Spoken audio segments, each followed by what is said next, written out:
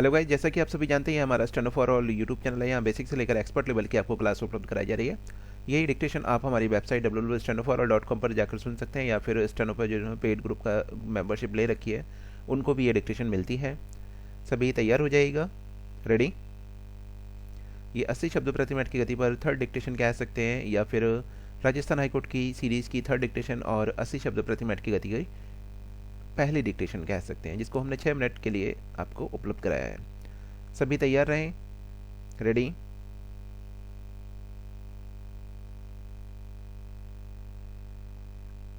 हाल में लक्ष्मी विलास बैंक बैठ जाने के भारतीय बैंकिंग प्रणाली एक बार सवालों के घेरे में है।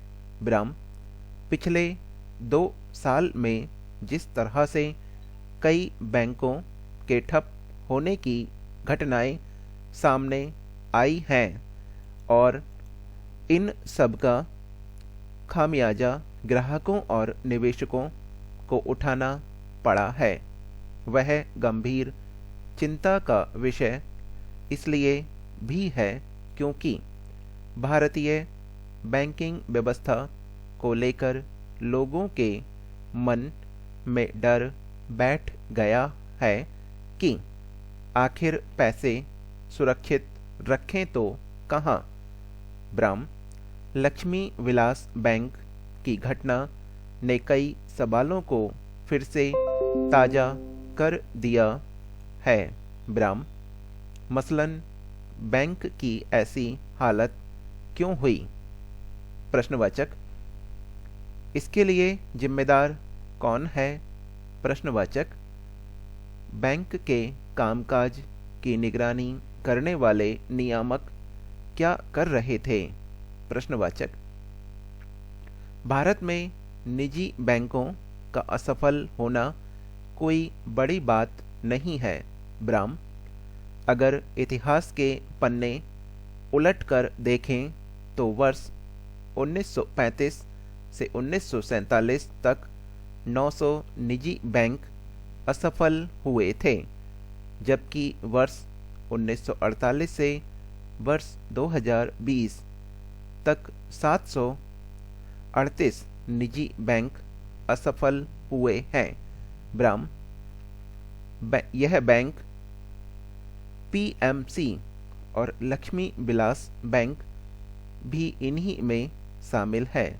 ब्राम, सवाल लक्ष्मी विलास बैंक का विलय सिंगापुर के डीबीएस बैंक की भारतीय इकाई के साथ किए जाने के प्रस्ताव को लेकर भी है, क्योंकि इससे वैश्विक स्तर पर देश की बैंकिंग प्रणाली के कमज़ोर होने का संदेश जाएगा। ब्राम, पूर्व में कई निजी बैंकों का देश के बड़े बैंकों के साथ विलय किया गया था और इस बार भी ऐसा किया जा सकता था। ब्राम, भारत में चाहे यस बैंक हो या आईडीबीआई बैंक, सभी को अंततः बचा लिया गया। ब्राम, भले ही वाणिज्यिक बैंकों को बचाया गया है, लेकिन इस मामले में सहकारी बैंक भाग्यशाली नहीं है। Bram, Punjab and Maharashtra cooperative bank का संकट अभी भी पूरी तरह से खत्म नहीं हुआ है।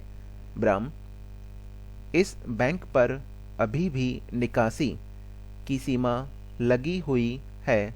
ब्राम, किसी भी कारोबार का असफल होना एक सामान्य बात है, लेकिन बैंकों में निवेशकों का पैसा लगा होने के कारण इनके असफल होने से आमजन पर नकारात्मक प्रभाव पड़ता है, जिसे सामान्य तो कदापि नहीं माना जा सकता।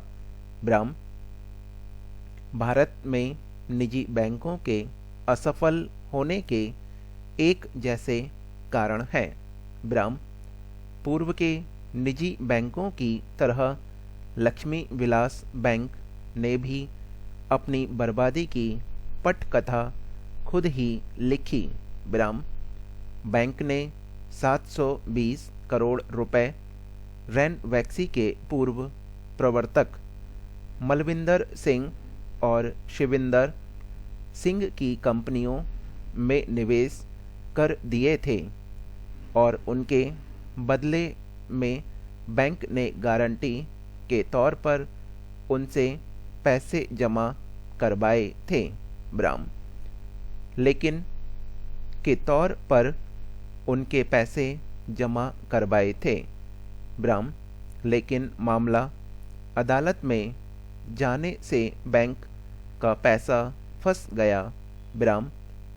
त्रुटिपूर्ण कारोबारी योजना, जरूरत से अधिक हस्तक्षेप करने वाले प्रवर्तक के होने, कमजोर निदेशक मंडल और कारोबारी निरंतरता के अभाव में बैंक की वित्तीय स्थिति बिगड़ती चली गई।